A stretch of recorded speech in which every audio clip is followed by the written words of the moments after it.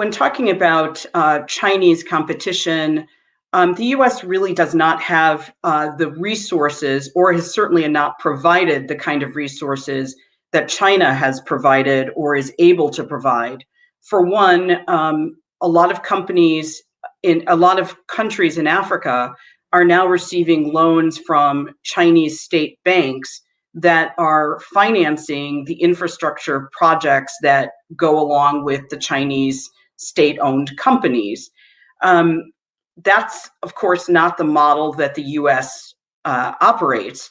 And so what has occurred in more recent years has been the new development that the Trump administration unveiled also in 2018, in part replacing the Overseas Private Investment Corporation, OPIC, and merging it with some of the other arms of USAID and other elements to create what is now known as the United States International Development Finance Corporation.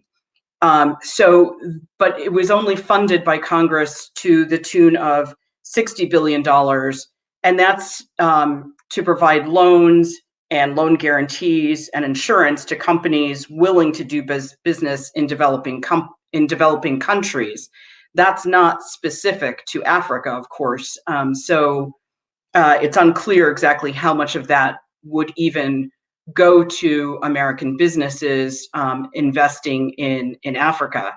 And again, that's mostly loan guarantees. It's not the actual assistance to conduct the infrastructure. So this is one of the areas that partly makes us less influential. And if we're not willing to put in the money, and American companies are also unwilling to take the risks, we're going to consistently lose out to the countries like China that are looking at the long game, and they're forging relationships, both private and personal. They are making relationships and business deals with individual leaders in these different countries and the movers and shakers, but they're also developing a reliance on the model that they use by offering these loans that, as Vice President Pence actually called it, the debt trap diplomacy of China. A lot of the companies are owned by the Communist Party or entwined with the Communist Party, and then financed by their own banks. So it's a complicated game, but we also have to think about what American companies are willing to risk. And China sees Africa as an opportunity, and American businesses tend to see Africa as a problem.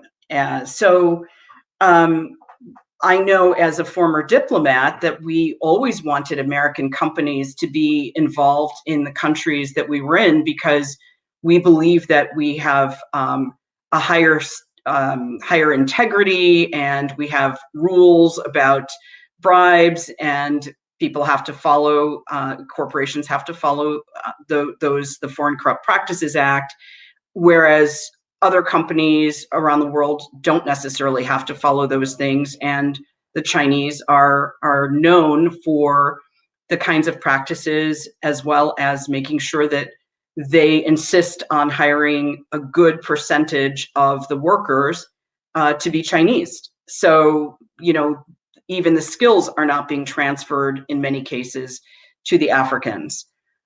So if we really want to get in the game, even if we look at more recently at the Global Fragility Act, once again, the amount of money that has been allocated to the states that are ultimately determined to be fragile, it's, again, a fraction of the billions, the many hundreds of billions of dollars that China is investing in many of these countries.